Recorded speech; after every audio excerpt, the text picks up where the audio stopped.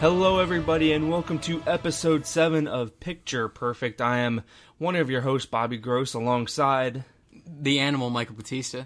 You know, it's like every week it's the same intro and somehow every week you're still not ready for it. Well, because I thought you were going to say I'm here with my other... I thought you were going to do like my other host and you're going to set me up or something like that. I did set you up. I felt like there was another thing coming. It's fine. What else was gonna come? I don't know. It felt more abrupt than usual. Okay. It's the same thing every week, Mike. You gotta listen back to the tape to be ready for these things. Sure. Alright, anyway. So, this week is a special episode, I guess, because we don't have any reviews this week. No. It's all news. It's all news. Mostly one big story. This is probably one of the biggest stories of the year so far. It pretty much broke the internet. Ralph didn't break the internet. Spider-Man broke the internet. And that'll be towards the end of the show. That's going to be our main story. It broke the universe again. Are we living in the multiverse right now, Mike? Yeah, where's my other version? Maybe there is a multiverse to where Disney and Sony is getting along, but this isn't it. Yeah. This is the main timeline. This is the darkest timeline. Our darkest timeline right now. And then we also have a bunch of Disney Plus news coming out of D23. We're recording this on Saturday. There's still a few panels to go at the convention. There's going to be a Star Wars panel. I think there's going to be another MCU panel. So we'll probably discuss those next week because I think it's been rumored that you're going to see an episode 9 trailer coming out of D23. Probably like your main event that you do like right before the work week hits. Yeah, so we'll definitely talk about that next week. But right now, all the news that we have is for some good news. Disney Plus. But there's a lot. Yeah. They dropped a lot of news, and we're going to get right into that for now. So the first couple of pieces coming out of the D23 Disney Plus panel was the Lady and the Tramp and Noelle trailers. These are the two biggest trailers that they dropped. They also dropped a couple of posters too. Yeah. But I mean, who cares about posters? Yeah. And it's these trailers were something. I think you said it best about the Noelle trailer. This is like a freeform movie that'll be there in like a year. This feels like one of the movies that like The Miz would be in from WWE, and it's like it's dropping like direct to TV. Even though like they have some big names, you have Anna Kendrick in that, you have Bill Hader, and you have Billy Eichner, which you didn't. I did not pick up. I did not pick up on. It felt like it was someone else. Do not know why. I don't know because he's like singular to me. Like he is Billy Eichner. He's himself in like everything. Yeah. And I loved him popping up in here because I totally forgot he was in this movie. Did you know about this movie before it was made? Or like during its production? Well, I do remember this movie being announced like in 2017. So I think this movie has been in the can for a while now. God, that's just so weird to me when I think of like Christmas movies being made like 2 years for they're being made, so you're working on a Christmas movie in the middle of like the summer. It's like bizarre. Yeah. But I think this was supposed to be theatrically released originally. I would not ever release this to theaters. No, and I think that's why it's dropping on Disney Plus because that was before they announced Disney Plus. So I think they shot it. They had it planned for theatrical, but then they came up with the Disney Plus idea, and they're like, you know what, let's just put it on the streaming platform. It's safe bet. You're cutting out the middleman. You're going to definitely get eyes on it, and like at the end of the day, it's like, this will do well, and then you can sell it to TV rights. I think you could do that. Maybe this movie could have made money in theaters, though, because there's that period like between Thanksgiving and like maybe like the middle of January where you see these holiday movies do really well box office-wise.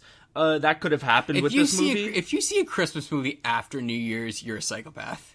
There are... Mike, do you see the news? There's plenty of psychopaths out there. Yeah, but do they all gather in one theater? Well, maybe they would be watching this Noelle movie and then just decide to do a little something, shoot up a mall or something. Or another movie theater. Could be that. But what did you think about that trailer, Mike, I mean, for it's Noelle? fine. It's fine. It looks like a movie I would see on Freeform. It's very cheesy. It's got probably some of the best jokes are in the trailer, and there weren't that many. I'd say that overall, it just seems like a schlocky family movie. And then at the end, it's going to be like... At the end, it's probably going to be like, you don't have to be Santa. I'll be Santa. You can't be Santa. Yeah, because Noelle is basically Santa's daughter. what did Santa die? I don't remember. They just say, like, now it's down to my brothers. Maybe he just retired. So the brother takes over, who's played by Bill Hader, and he disappears. It's too much pressure for him, and Noel and Billy Eichner's character, who's like an IT guy in the North Pole, they go out, try to find Bill Hader, and my biggest problem was they show where Bill Hader went in the trailer. They showed the entire movie. Like, literally, beat by beat. It's like, where did... here, my brother's taking over. My brother left. Here's my brother. Like, so I don't want to tell you what happens in the trailer because I think it would be best just not to watch it if you're going to watch this movie. Because, literally, it's all there. I was like, why did they show this? It's like it's like it was unnecessary. It's unnecessary. It's like that's a funny joke too. That's actually it was a pretty good gag. But that's what I mean. It's like you probably didn't have any jokes to end on, so you just put in the best joke you had. I'll still watch this. I probably because this is going to be one of the movies that drop when the streaming service opens up. I think it's November 13th. 13th, 17th, something like that. It's going to be on there when the streaming service opens up. But I'm probably not going to watch until around Christmas time. I don't care. But I understand that, you got to get all these original movies on the platform to bring the eyes. But I like Anna Kendrick. I like everybody involved. Hopefully it's a good movie. I'm kind of... I'm hoping Disney Plus is able to get more... If we're going to have streaming services like this, I want to see them do more with holiday movies. Like, there's a movie that came out, I want to say, maybe close to nearly over half a decade ago, maybe a little more. Arthur Christmas. Do you remember this? I did. The animated film from, I think it was around like 2009, something like that. It got released in like 2000. Maybe it's been about a decade. And I remember seeing that movie not in theaters but like on TV later and thinking, wow, this is really good. And just no one cared. And I'm like, I'm hoping that if Disney is able to make this streaming service sort of thing, that it goes where, like, you are able to have more of these, not experimental, but more animated Christmas movies, or more, like, things that are, like, different. Because that was, like, a British movie, too. So it was, like, So Arthur Christmas came out in 2011. Wow. And it only made $147 million worldwide. What was his budget? Not available on Box Office Mojo. I could probably look it up, but it didn't do well in theaters for whatever reason. I feel like this movie was underappreciated. Maybe it was the marketing. Maybe they just didn't push it hard enough. What was the release date again? I feel like that was bad. November 23rd. Okay, it's pretty good. So it's around that Thanksgiving period where that's when the Christmas stuff starts really kicking into high gear. So maybe there just wasn't enough interest, but if you put movies like this or Noel on a streaming service, it kind of reminds me of what Netflix is doing with rom-coms. A lot of these movies that if you put them in theaters, they probably wouldn't make that much, but because it's readily available to you, you don't have to pay out of pocket for it. It's just part of the subscription service. Yeah. People watch it. So, Noel, I'm into it. We'll see how that goes. But then we also had Lady and the Tramp, which is, again, another one of these live-action remakes. I don't know if this is one that would have made a lot of money in theaters for sure. I think this is one that probably would have went more Dumbo as far as box office, where it just doesn't make up for the production budget. This is one that I'm not on board with at all. This looks really, really weird. And again, I've talked about this before, but there's certain things that you can get away with in animation that just doesn't translate to live action. And this is it.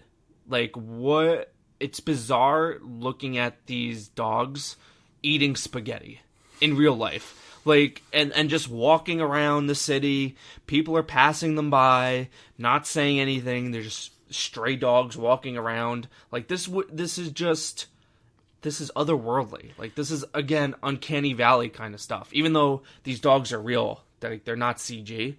But it just doesn't look right to me. So, Lady and the Tramp has one of Disney's top 3 or possibly top 5 moments in it, which is like if you see a highlight reel of Disney, you're going to see like certain things. You're going to see Simba being lifted up. You're going to see the meatball scene with the like eating spaghetti and then pushing the meatballs to one another. You're going to see Ariel on the rocks, like as the waves break behind her, and like 2 more things. Magic carpet ride.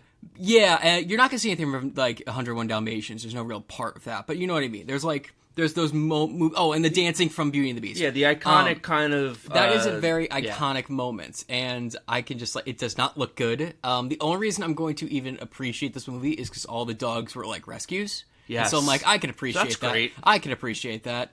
But it just looks super weird, and I just don't want it. I really like Lady and the Tramp. It's one of my favorite Disney movies. Yep. It's not my favorite, but it's one of my favorite. It's probably one of my favorite classic Disney movies. Yeah, that's because a lot of them, for me, like Sleeping Beauty, Snow White, Cinderella, I don't think they hold up for me. Like, I watch them and they're okay. My two favorite classics are 101 Dalmatians and Lady and Tramp. They both have dogs. I like both of those. I would say the same thing. Yeah. Yeah, but I don't know. It just feels like the funny thing about that movie is that also it has a lot of villains.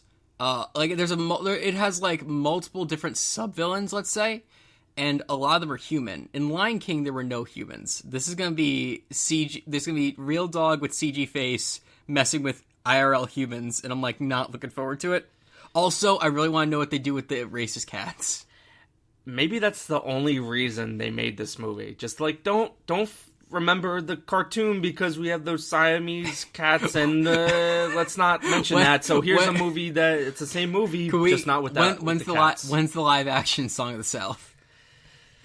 Oh boy. They did not announce that at D23, unfortunately. Like, I know you're really looking forward to that. I really want to know. Well, that's like a Mary Poppins kind of thing too, because you have the live guy going around in the cartoon world, right? Like, I don't think I've ever seen it. I've seen parts. It's yeah. like yeah. Let's not bring that up. Let's not. Let's just pretend it's only in Disney World and that one ride. So, Lady and the Tramp, again, it's a good streaming service movie. Yeah. Nobody, I don't think, would rush out to the theaters to see this. So it's a good decision to just dump it on there as soon as Disney Plus opens up. Yeah. There were a few surprises, though, as far as Marvel shows, because, Mike, more Marvel shows coming to Disney Plus. We thought we had everything. There's so many in development. We got 3 more announcements for shows. We have Miss Marvel, we have She-Hulk, and I think the one that everybody lost their minds about was Moon Knight. Because Moon Knight is one that people really want to see done in live action. I believe all of these are going to be live action. And Moon Knight was one that people wanted to see either in film, and we didn't really have an avenue to do it on television, but now with Disney Plus, there is that avenue.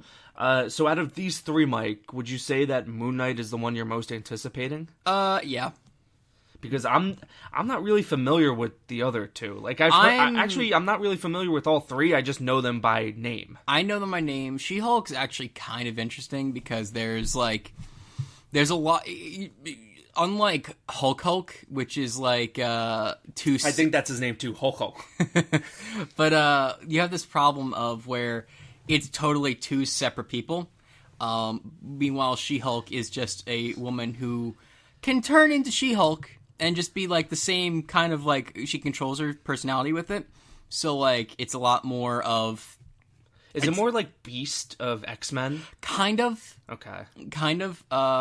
It depends on which comic you're reading, because I've read a few and like seen different variants. But like it's kind of like Beast, where she's a lawyer, and then like she'll be doing her lawyer stuff, and then she'll transform and she'll get a bigger suit, and she'll just be like She-Hulk in the courtroom, and it's like. That's a little intimidating, isn't it? It's very. There's some very good like. There's some very good Matlock or like lawyer-esque stuff where she's just like switches like. You did it, didn't you? It's like terrifying. Maybe, Mike, this is going to be like the Law and Order of Disney Plus. We're just going to have a procedural going around. I'd be so down with superhero Law and Order. That actually sounds kind of cool. I would love like Z-tier superheroes or like getting on trial. I myself into it. Yeah. I'm still down for Moon Knight being the most exciting, but like my idea is She-Hulk is more exciting. And you can get some like Z-tier like villains that no one cares about. Like I know it's DC, but like Ketchup and like Condiment Man, like the Condiment Man of Marvel, and just like weird practical costumes. Yeah, it looks so. I'm down for that. Oh god, I hope that's the show. Did we just pitch the perfect She-Hulk? Yo, DC, do your own thing and just make that where it's just Disney. Yeah, but I don't know any like the Z-tier. The DC has better Z-tier villains. Oh, that's fair. But we're also not. I don't think we're really familiar with what Marvel has, Marvel right? does not have like Marvel cared about its villains. Yeah, but I mean, Marvel was always kind of second to DC, so it's not like people really know the F list kind of villains. Yeah. And as far as Miss Marvel, I don't know about the other two, but I believe it was announced that she's gonna have her own show, plus she's gonna cross over into the movies. I don't think she's gonna get her own movie, but it might be kind of like a Black Widow situation where she just pops up in, I don't know, maybe Shang-Chi, whatever. Any of these kind of solo kind of movies. Do you think, Mike, that these movies have to cross over with, or these shows have to cross over with the MCU movies, or can they be their own thing? Because are you going to alienate the people who aren't signed up to Disney Plus? And just go to the movies, and when you see Miss Marvel show up in one of these, they're like, "Who's that?" Do you think it's too elaborate of a plan to connect everything? This is the video game problem that now moviegoers get to worry about now, suckers. But the problem is, like, you can do either or. You just have to be upfront with it, because you can't just say that if you say it's a separate thing, people won't care as much, and they know that. So if they say it's part of this, then they're going to say they have to really go in with it. It can't be like the Netflix ones where it's like, oh, it's all the same universe. The kid just has a Captain America toy, and that's it. But honestly, I think it can work, and like moviegoers just have to accept it, because this is something video games have done for a while, where there's been video games where, oh, did you know that in between the two major releases, there was a 3DS game? Guess what? You had to go play that because you don't know who the side character is. And to be honest with you, I think this streaming service is going to crush. I think everybody's going to sign up for this thing, especially at the $7 price point. And for the people who, with the families at least, families are going to sign up for this thing like crazy. Yeah. Because now they can shut their kids up, simply press a button to throw any Disney movie on. So they're going to be aware of these kind of shows. Yeah. It's just a matter of, do people have enough time to watch all this? Because, Mike, there's 8 different Marvel shows now going to Disney Plus. Oh, just Marvel shows. Yeah, okay. Just Marvel. I mean, you have everything that we've talked about before. You have the Falcon and Winter Soldier show. You have the Loki show. You have the Hawkeye show.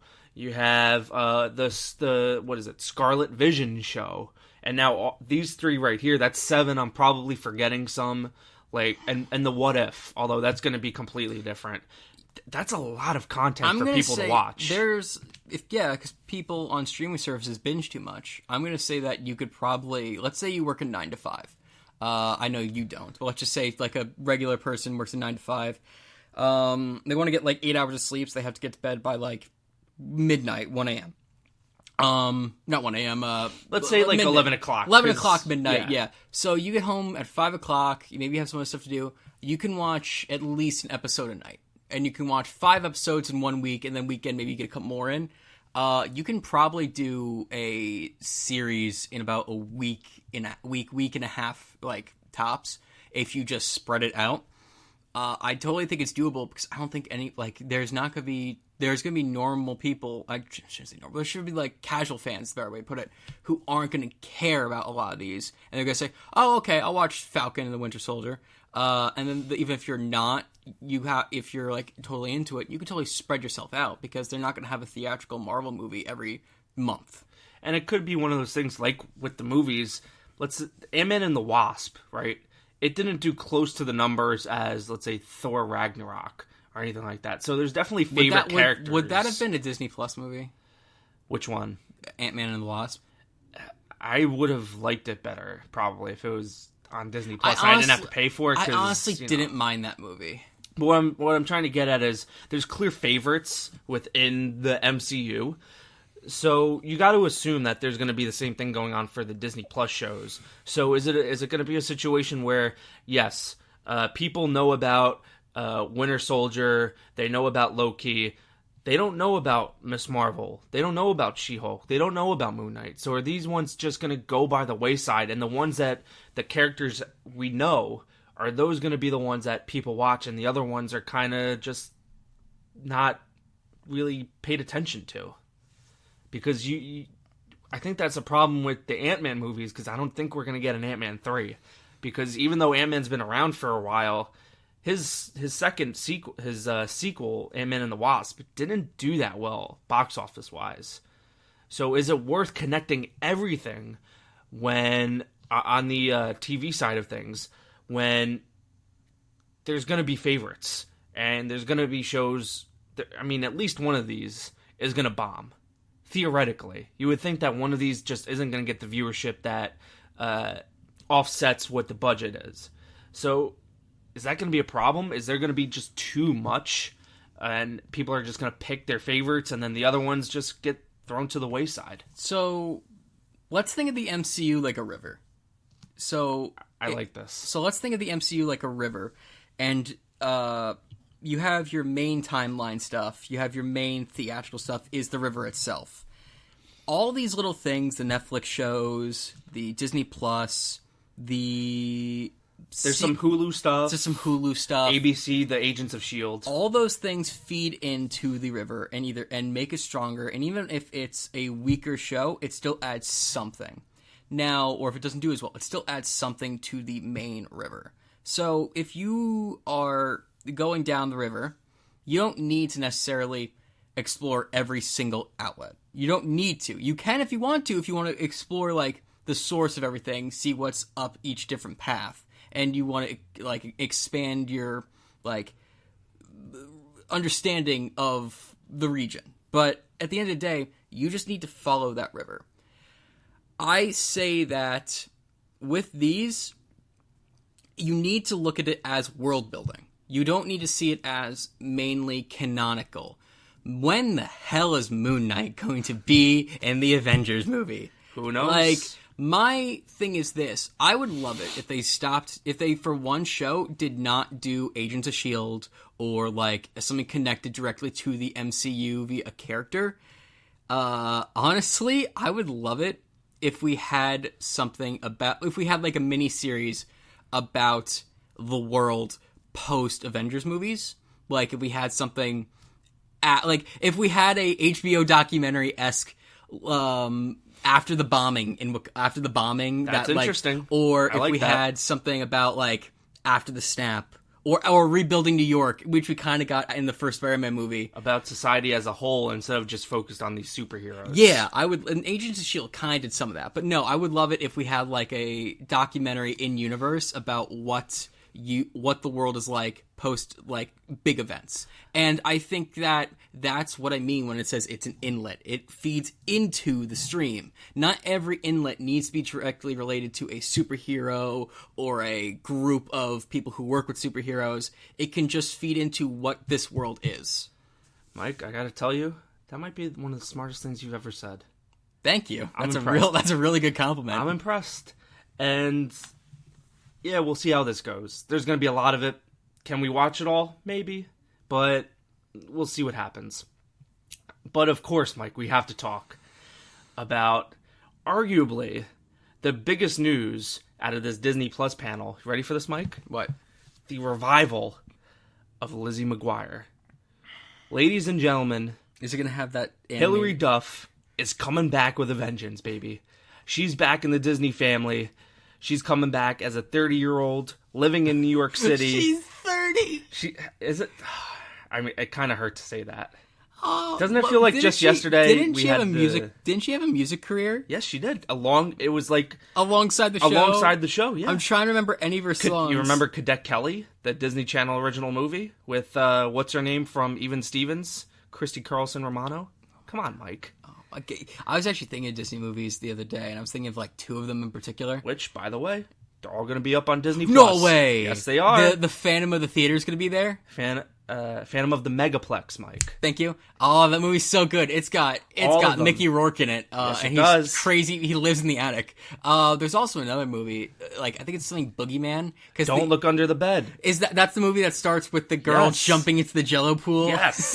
I love those DComs, and they're all going to be up in Disney Plus. You're going to get this Lizzie McGuire sequel series, and yes, she will have the animated version of herself too.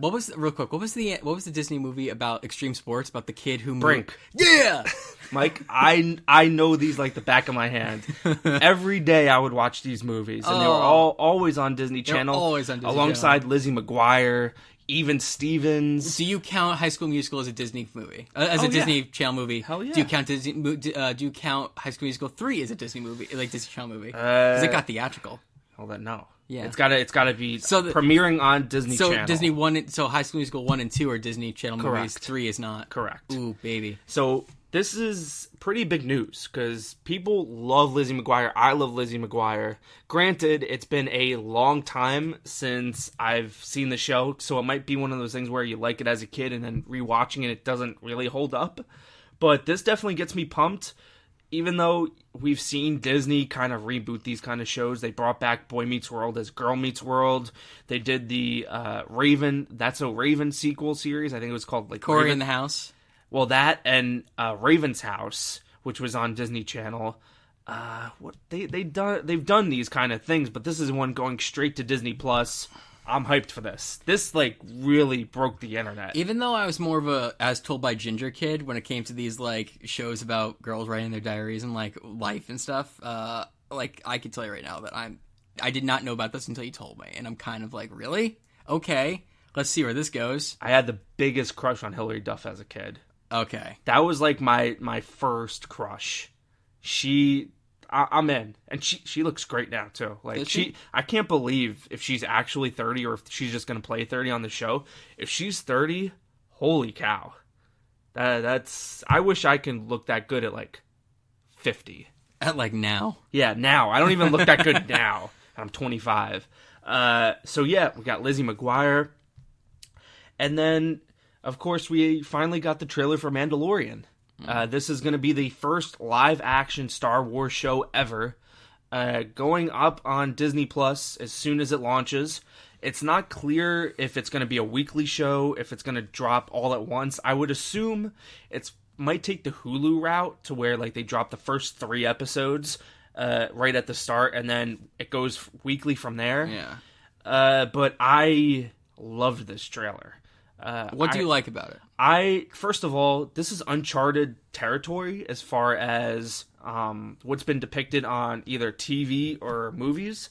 That period between Jedi and Force Awakens, we've never seen anything besides like in the books. I'm sure there's books and comics after in this time period, but we've never seen anything in that period of no Empire. The Empire is done. They're out. If we did see anything, it's non-canonical anymore. Right. So the galaxy is in disarray. There's no organization. There's probably going to be pockets of the Empire still left because we see stormtroopers in this trailer. So there might be like pockets of stormtroopers here, pockets of stormtroopers there. But as a whole, because it's such a big galaxy, like not everybody can know that the Empire was taken down, like, because how could you tell everybody in the galaxy? So you're going to see pockets here and there. I believe this is taking place on Tatooine as well, which is interesting. I just love the look of this. I love the cast. You see Giancarlo Esposito as a badass. He's probably going to be a bad guy, of course, because that's what he does. Pedro Pascal kicking ass, although it's kind of weird that they didn't. He's in the helmet the entire time because he is the Mandalorian. I don't know why you have Pedro Pascal cast as him if you don't show his face at all. It's going to be weird because then you could just put anybody in that armor. But I'm hyped for this. Mm-hmm. This looks great. It looks a little gritty. I feel like this is why Jon Favreau made The Lion King.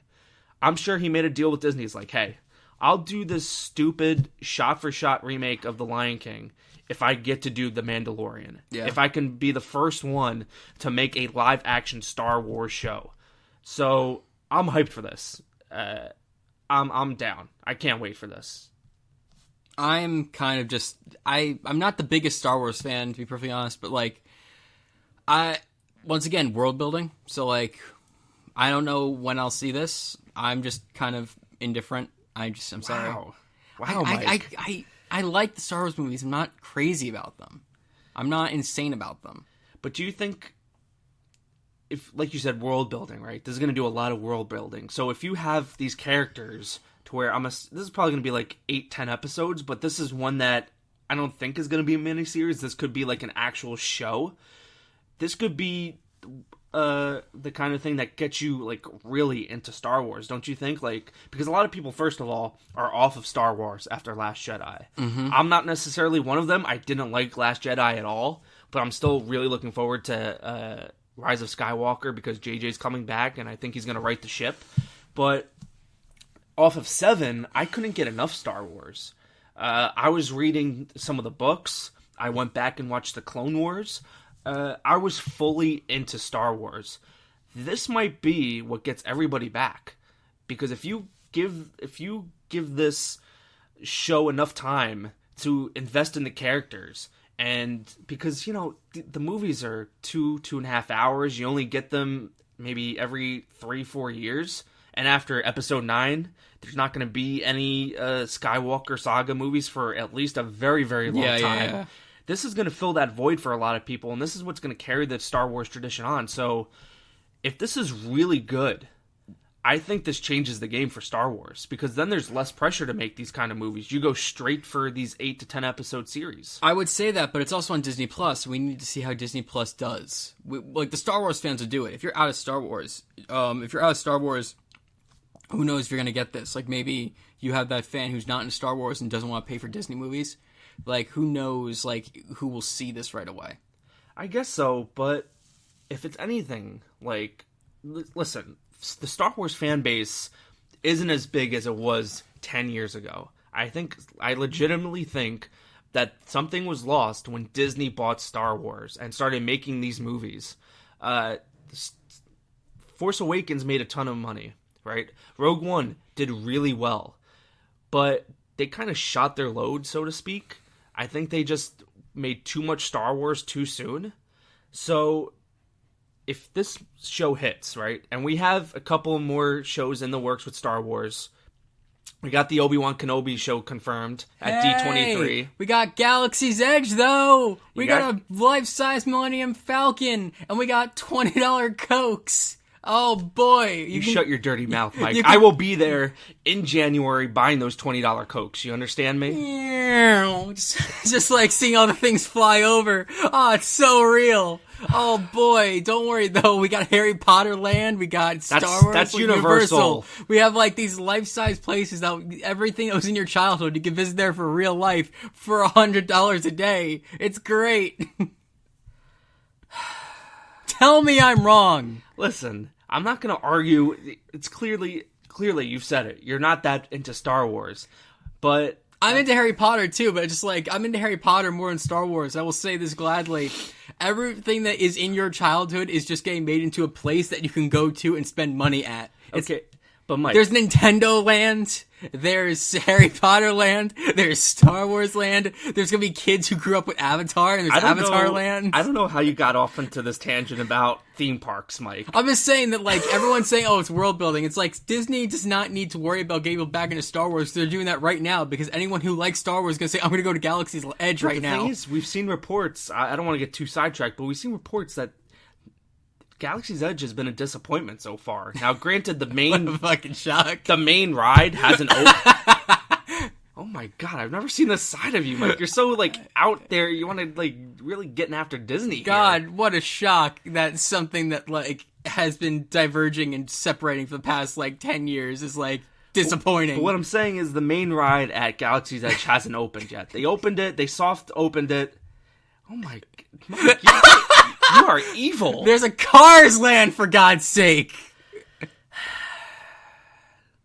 Stay on target, Mike. Go I'm going to use ahead. some Star Wars. Stay on target. Go. Okay, so I'm not going to get into the theme park stuff. The main ride hasn't opened yet. We'll see what happens when that ride opens up. We'll see how Galaxy's Edge does. But it's going to be... Look, this show is probably going to do fine. I don't think it's going to be a bomb both in the good way or a bad way. I don't think it's going to be the bomb that kills Star Wars. It's not going to be the bomb that makes Star Wars live again. I shouldn't say live again, but you know what I mean. I don't think it'll tank it, but for me personally, I disagree. I think this can bring Star Wars back in a big way.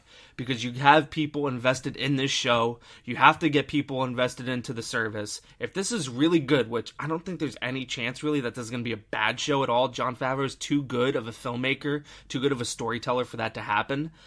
if you get people invested in Mandalorian, guess what? They're going to be invested in Obi-Wan, which they already are. Just by announcing it, people are back for that. The Cassian Andor show is what it is. That could be one that benefits from a really good Mandalorian show. So if you start getting people hyped about Star Wars again, I think that's a really big thing for Disney, because they need to get these movies back on track too. Even though it puts less pressure if you deliver on these shows to make those movies, you can get back to more of Rogue One heights for the spin-off movies than Solo, which completely tanked. Do you know what I mean? Mm-hmm. I can understand that. I'm just like, at the end of the day, to me, Star Wars is going to be fine. And I just don't necessarily, like, when you're saying that this can save Star Wars, like, get off your fucking high horse. Wow, Mike. Star Wars is fine. It's under the mouse. It'll be totally fine. This is going to be around for 100 years, and every fan in the world is going to see what they want to see, and it'll never go in the red. I think this is, like, our biggest disagreement so far on the podcast. It's never going to go in the red. I'm not saying that, Mike. What I'm saying is you don't want to dilute the product, and this puts less pressure on Disney to keep pumping out Star Wars. Oh, Disney's under pressure because they have Star Wars. All right, I'm moving on. I can't do this anymore. You're being very aggressive towards me right now. I'm just trying to give you my thoughts about this. This is a realistic take, Mike. You're just being like, ooh, you're being smug about it. Yeah, because I'm like, everyone, like, you saying that, like, this is, like, dire. It's like, guy. How is it not dire after Solo makes, like, $350 Maybe million? Don't release it in a dead zone. Maybe don't release it in a terrible spot. They set that up to fail. Yeah, but still, nobody wanted that movie, Mike. People would have wanted that movie with Harrison Ford like 20 years ago. Yes, but nobody wanted a Solo movie that didn't involve Harrison Ford. Some guy who is a relative unknown coming in trying to do a Han Solo impression. Nobody wanted to see a Ron Howard directed Solo movie when you had Lord and Miller right there, one of the most creative teams in Hollywood right now, getting kicked to the curb, trying to make something different. Disney played it safe with Solo, and it backfired. Yeah. That's what I'm trying to say. This is a risk for them. A live-action Star Wars show can go bad, but if it delivers, it's going to deliver big. That's all I'm saying. And it trickles down. If they have the goodwill from Mandalorian, it's going to trickle down. And I'm sure Rise of Skywalker is going to do really good business, but where does it go from there? Because we know that there's not going to be a lot of Skywalker movies after that, if any at all. Of course, I don't buy that. Probably in about maybe 10, 15 years, we're going to get an episode 10. But you need... Son of Skywalker. You need to continue the Star Wars franchise somehow. And The Mandalorian is the right direction. That's all I'm saying, Mike. Okay. All right? Is that okay with you? Yeah. Am I off my high horse now? Yeah. Jesus Christ. Hey! How's the weather up there? All right. Moving on to our last piece of news. First of all, we differentiate on this one too. I guess so. We'll see. I think from what you said on Twitter, I think we differentiate. So we had the Spider-Man news, right? This has been, like we said, this is the biggest news story we've had in a really long time. Mm-hmm. This was a lot of drama, and it's kind of funny though because this news came out 15 minutes after Matrix 4 was announced. Yeah, I didn't even know about Matrix 4. Which is a whole nother story. I'm not really into Matrix. Neither am but I. I just find it funny, like, because that's going to be a big movie, The only thing that I like about Matrix is the, like, Enter the Animatrix, all those, like, short animated things. I hear that's, like, the best sequel to the Matrix It's not even a stuff. sequel. It's, like, almanacs or, like independent short film sort of thing, so whatever you want to call it. Yeah, it's very good. I'm not familiar with it, but the first one is fine enough. They're very pretty. I'm not standing for Matrix 4. Like, maybe I'll see it, but I don't really... Real quick, what does standing mean? So that means, like, really pushing it, promoting it, like, you're standing for it, so you're defending the kind of movie. So I'm not like, woohoo, Matrix 4, but I'm not, like, also, ew, what do I need a Matrix 4 for? I have no connection to the Matrix. I just watched the first one the past year. I talk about the first time. I talk about the memes. Yes, it's really a meme at this point. It really is. But people love that movie. I'm whatever on it. But Spider-Man obviously dominated the headlines, and there's been so many updates to this story. Because this broke saying, originally, Disney and Sony couldn't come to an agreement. Disney wanted 50% of the profits from Spider-Man, and Sony was like, nah, I'm good.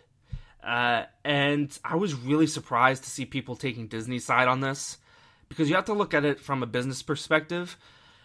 Far From Home is the highest grossing Sony film ever. Mm-hmm. It's the highest grossing Spider-Man movie ever.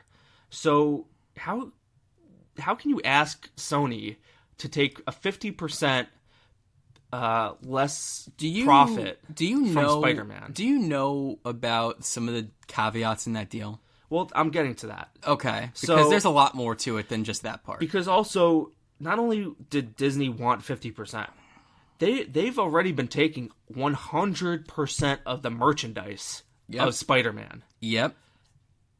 And this is coming off of Disney purchasing Fox and just becoming what I think is... They're starting to become a monopoly. They are. I was looking at the numbers this past week. They own, with Fox, they own a near 40% market share with the movies of this year.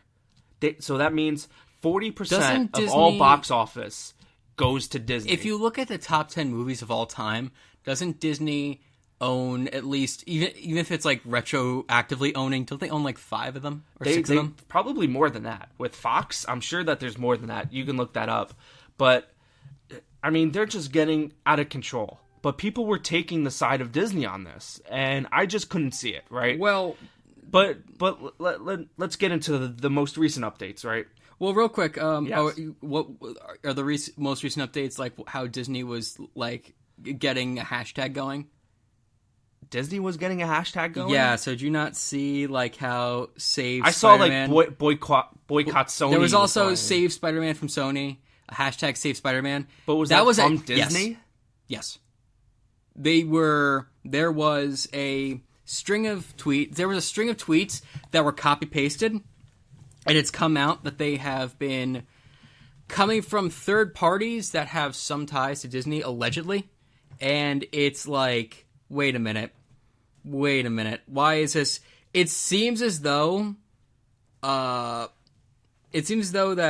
either, if it's not Disney, it's people who are really into Disney are getting this hashtag going, and like not naturally, but more of like forced. And it's all the same tweets coming from some accounts that have like 0 followers. The bots. Yeah. And it's like, sure, that could be someone who's just a crazy Marvel fan, or it seems more likely that someone's putting a lot of money into this. Well, it seems like this is a little conspiracy theory to say that it's Disney promoting this. I would believe that it's just these crazy fans. Because we've seen Marvel fans go after certain people, go after certain companies like Sony. We've seen these Marvel fans just go nuts. So I don't know if I would say that's Disney. Disney owns Avatar, right? Yes. So, and do they own Titanic now? Yes. Oh, well, kind of. That one's complicated because that's like split between Paramount and Fox. So I don't think. I think it's more Paramount. Yeah. So they have 7.5 if you include Titanic as a half. The only ones they don't own are Furious 7 and Universal. Jurassic World. Universal. Yeah. So 7.5 of the top 10 most highest grossing films of all time. I think that's got to be unadjusted too, because you would think that Gone with the Wind is up there. So that's just insane, right? And so yeah, Disney, I'm sorry, they're becoming a monopoly, right? We need this kind of diversification in movies to where not everything is made by the mouse. Yeah. So also, looking at the contract, the way Sony was getting money is that every Spider-Man movie, they would get like 5% of box office, somewhere around there. Sony took 95%. Disney was taking the 5%. Okay. So Sony was getting 95% of the profits, right? Disney, because they gave them like the MCU tie-ins, they were allowed to use that. Kevin Feige was the producer. Sorry, Disney took 5%. I got that backwards. And what is basically could be assumed then is that, hey, Sony gets 5% of the profits in Disney movies that Spider-Man's in. No, he doesn't. No, they don't. They don't get any. If he's in any Avengers or Civil War, he does not. He's done no money in that. I don't think that's the case. No, because I haven't read anything like that. So that's screwed up. the Endgame and Avengers are two of those top movies in the top grossing, and they got nothing from it. And Civil War is a pretty good. We're in some dosh, man. Spider-Man's introduction in Civil War was arguably the biggest talking point of Civil War. And they didn't get any money from it. So they're just going to say, like, Disney does not get, Sony does not get the merchandise, just only gets their Spider-Man movies, which they still have to upfront all the production costs. And then Marvel takes away like 5%. Disney, whatever, takes away 5%. It's not a good deal. And they're going to be like, yo, guys, how about we do a little something different here? And then Disney originally started at 25%, and then talk stalled, so they went to 50%. That was the most recent update, right? Yeah. So that came out a couple of days ago. Disney started at 25%, and not only were they going to take 25% of the profits, but they were also going to cover 25% of the next Spider-Man's production budget. So that makes sense to me, right? If they're kicking in that money, give them the 25%, right? I don't mind that. But then when they went up to 50%, it was like, yeah, these talks aren't going to go anywhere. And clearly, all of this coming out is a negotiation ploy. One of the side wants to make the other look bad. And from my point of view, without these most recent updates, right, with the 25%, I was on Team Sony. Because I think Disney asking for 50% of your box office, because Sony isn't doing that well movie-wise. Clearly, I mean, they've been on a little bit of a streak. They've had Jumanji. They had Jumanji. They have the James Bond movie next year. Spider-Verse. They have Spider-Verse, but they don't have as many franchises. Clearly, not as many franchises as Disney. Clearly. So for Disney to strong-arm Sony around and say, you got Venom. They have Venom. They do have Venom. So for Disney to strong-arm Sony and say, hey, your biggest franchise right now, we want 50% of those profits. You can't take that I deal. would love it if, like, the big contentious point was like, we're not putting Venom in the MCU. It's like, you're putting Venom in the MCU. Sony was really wanted Venom. That's the problem. Venom to interact with Captain Marvel. It had to be done. And yeah. But also, I'm just going to say that, like, at the end of the day, too, it feels weird that everyone's getting mad about two corporations fighting for their money. Well, because this is the thing, Mike. The biggest losers here are the fans. Because you lost Captain America. You lost Iron Man. Spider-Man was going to be a cornerstone in the MCU. And for you to lose those three, potentially, in the MCU, I don't know how you make that up. Like, you can try and do your Shang-Chi movie.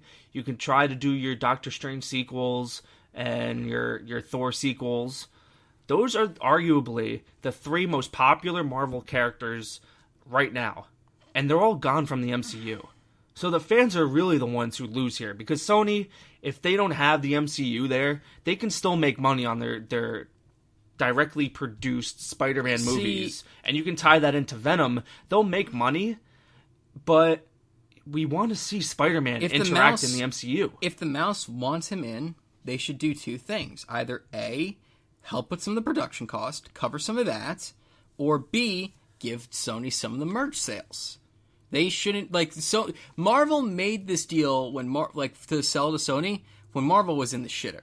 They made overall, it's an understandable, and, like, it's like it's like Bobby Bonilla with being a Mets fan, where it's like you can make fun of it because, wow, how stupid was Disney, but at the time it made sense. Where it's like, and let me just say, to clear up the Bobby Bonilla stuff, there's plenty of other teams that defer money like that, but that's the most popular one that the rags on the Mets. But continue. But you know what I mean, though. It's yes. Like people make fun of it retroactively, but at the time it's like, oh, it's a good deal. Yeah. But retroactively, we can totally say, how stupid are you to sell X-Men and Spider-Man to Sony? But, like, they were dying. And Sony has a really good deal here, and they just feel like, look, we have the contract from 98, 90, whatever it was. We want to see this. This has no expiration date. We want this. And let's not forget, Sony ran Spider-Man into the ground, right? Amazing Spider-Man films did not do well, right? It was like a good steady track, and then They rebooted it. Like, no, after 3, it was like, it was like weird. We couldn't get Spider-Man 4 off the ground, so let's just reboot it, right? The first Amazing Spider-Man was, as far as quality-wise, it was decent. It middled it. Spider-Man 2 was a disaster. Paul Giamatti. There's no denying that Spider-Man was in the dumps. Sony just completely bungled Spider-Man, right? So in comes Disney, and they bring Spider-Man back from the dead. So Disney really revived Spider-Man for Sony, but at the same time, it's a two-way street. Sony gave Spider-Man up to Disney to help out the MCU. They loaned him to Disney. They loaned him to Disney, correct.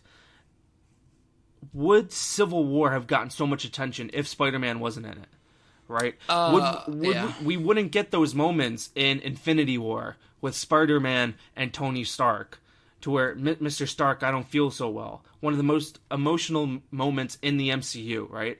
And then you don't have a cornerstone of the MCU right now, post-Endgame. So both sides lose. The fans lose. This is a no-win situation for anybody. But the big question here, Mike, is because there's been so much backlash over the past week.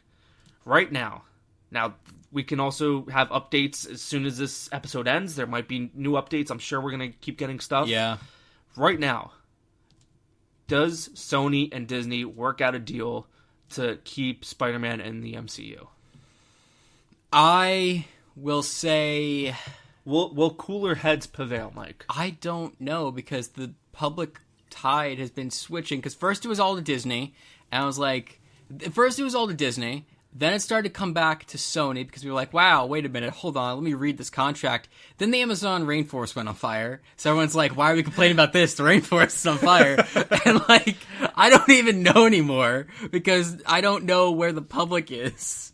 Because that was literally the best thing, where it's like, everyone's complaining about this, and then like, I see one tweet saying, hey, y'all know the thing's on fire. And everyone's like, wait a minute. Do people not know that Popeyes just released a chicken sandwich? It's so wild. What is wrong with society? There's too much, like, I don't know, because like, public emotion is like a tricky business to control, and I can't tell who's on the better side of it right now and who will stay on the better side. And at the end of the day, like I said, it's both corporations just like trying to make more money. We're in a capitalist society. This is a post-capitalism society. It's all about the bottom line. It's all about the shareholders. And like, at the end of the day, I feel like Sony, they've got that contract. What are people going to do? Just boycott Sony movies? They're not going to. Those never work. Sony's probably going to have the edge here. And I can't tell if Disney has the wherewithal to lower their standards. So I say no right now. You say no, it's not going to happen. No, it will happen at some point. I just don't think right away. See, I don't know. I'm really conflicted. I don't know either. I'm just like, overall, it's hard. I think if I'm Sony, right, because Sony is the one who rejected those two proposals, I think you saw enough backlash to where you're starting to be concerned. I mean, we see boycotts all the time. We've talked about this before. Everybody boycotts something, right? Yeah. But it's not necessarily a boycott, but you have a lot... People remember what you did to Spider-Man before. They're not going to have the confidence for you to not do the same thing again to Spider-Man. So, but at the same time, Disney needs Spider-Man right now in a post-Endgame world. So if I'm Sony, because this is really up to Sony, I try to get Disney back to that 25% figure. I think that's fair, especially if they kick in 25% of the production budget. I think that's fair. But if I had to make a call right now, I think it happens. Sony... I think cooler heads will prevail. Everybody's gotten bad PR out of this. There's no good PR in this because now there's also a fight over the director, John Watts. Disney wants to keep him for future MCU movies. Sony wants him for these Spider-Man sequels, so there's that. It's just so messy right now. I think you have to make some kind of deal for this to go on. If Sony takes the 50% deal, that's not happening. Well, here's the thing. There's no way. If they do, they're cowards. If they do and they get like some merch sales or like what I talked about before, it's like, okay, you kick back in a little more, but Disney also pays up more. Because I'd be fine with that because you give and take. I think they'll admit that they were getting away with robbery to only give Disney 5% of Spider-Man's box office. I'm sorry, that is robbery. No, it's not. Disney was getting all the merch sales. You've watched Spaceballs. Yes, I understand merchandise this. is where the money is. But what I'm saying is, Sony is the ones that are getting that $1 billion. Obviously, they're not getting all that, but profit-wise, they wouldn't have that if they were still doing those amazing Spider-Man movies. Yes, you're right. The reason why Spider-Man is succeeding right now is because he was integrated into the MCU. Yes, but look at it like this. Sony's still the one paying for production, paying for advertising, paying for the movie, and then they give up 5%. Right. They give up 5% to people who kind of own the who are using the character on loan. But the problem is they are seeing no other money from it. They're not seeing any other residual money from, other things. But what I'm saying is, that money wouldn't even exist if it wasn't for Disney. They brought Spider-Man back from the dead. So are they supposed to suck Disney off? No, that's not what I'm saying at all. But 5% is nothing. It's really not. I don't know. Let's just say that this Far From Home movie made, $500 million of profit, right? I'm not good at math. Me don't know math, right? 5% of 500 million is what? $25 million? I guess. So, I think that's right. I don't know. $25 million of $500 million of profit. You don't think that Disney is getting kind of strongholded there as to where, you're getting $25 million and... I never think Disney's getting strongholded.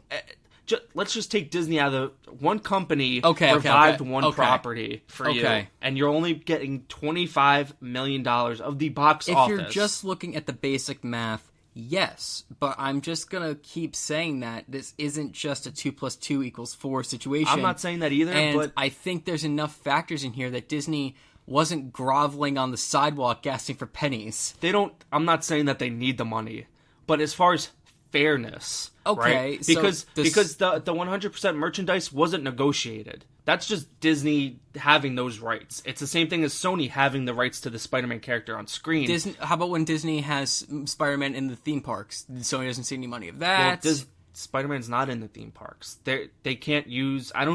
There's some Marvel Land being built, but for theme parks, it's all Universal. Universal has the rights to the Marvel characters. That's why they're trying to get some kind of negotiation out of that with Universal to start using the theme parks. Okay.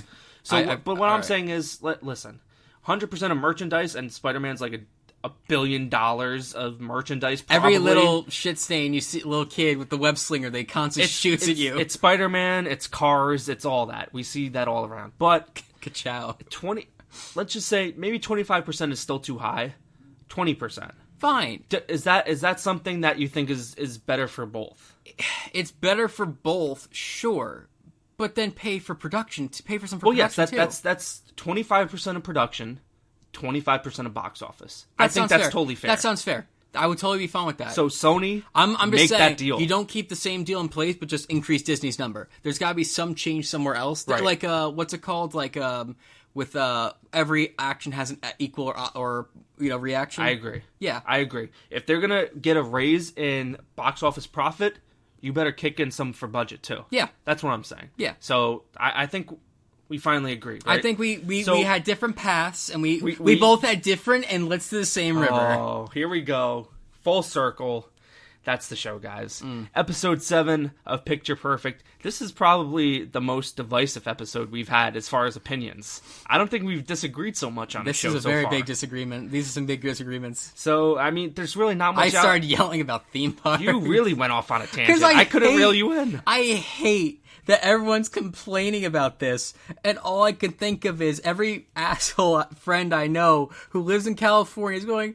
oh, I have a real job in real life now. I can't renew my Disneyland thing. It's like, who the fuck cares? You're paying $100 a day to see the same fucking rides with the same company. Can I just say, I love these end of show rants from you. It's just like this. It's like death, taxes, and a Mike Bautista rant at the end of Picture Perfect. I'm like, who the fuck cares? There's so much shit going on. It's like, guess what? I'm not even going to talk about the Rainforest because I'm not that big of a douche. But I'm just like saying the way that people are getting so attached to like, it's like console fan wars when I used to be into that shit, where it's like, they're gonna make money with or without you. They are set in stone. You are not even coming along for the ride. You are there involuntarily. It does not matter what happens to this.